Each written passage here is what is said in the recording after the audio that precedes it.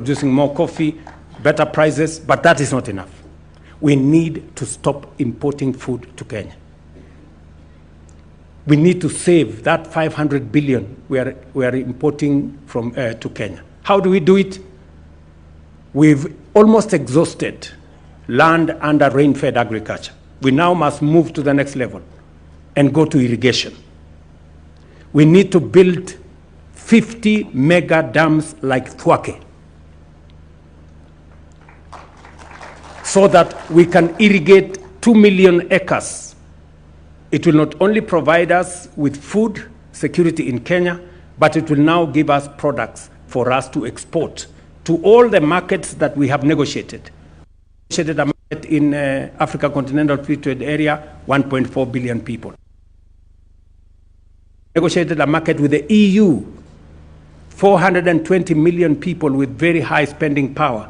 We are not using much of it.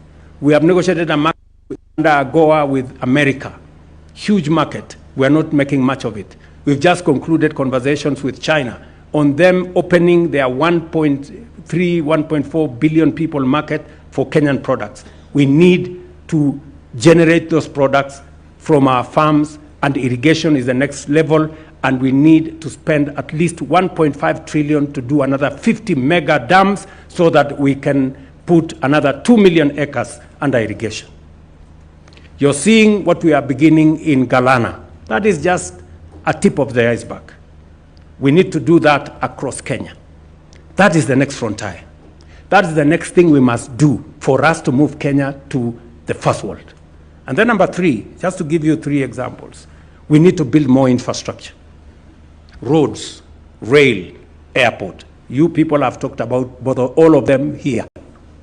You've talked about roads, you've talked about rail, you've talked about airport, right? That is what we need to do in Kenya. Today, we don't have an airport. We have a makeshift something on the runway in Jomo Kenyatta.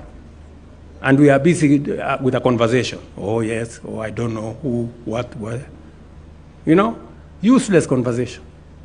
We need to be serious. We need to do more infrastructure.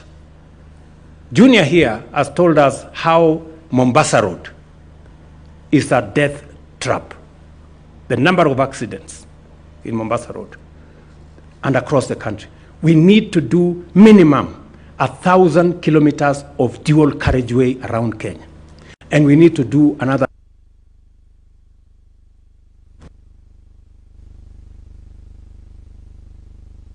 to Uganda. We need to expand more rail infrastructure. We need to do an airport in JKA and possibly an airport here in Konza. We need to expand our airport infrastructure. We need close to 1.5 trillion to be able to achieve that. So we must, good people, we must up our game. We must raise the bar. We must up our standard. We cannot continue to think about small things. And let me conclude by saying, where do we find the money to do this? Yes, we have what it takes to have the resources to do this within Kenya.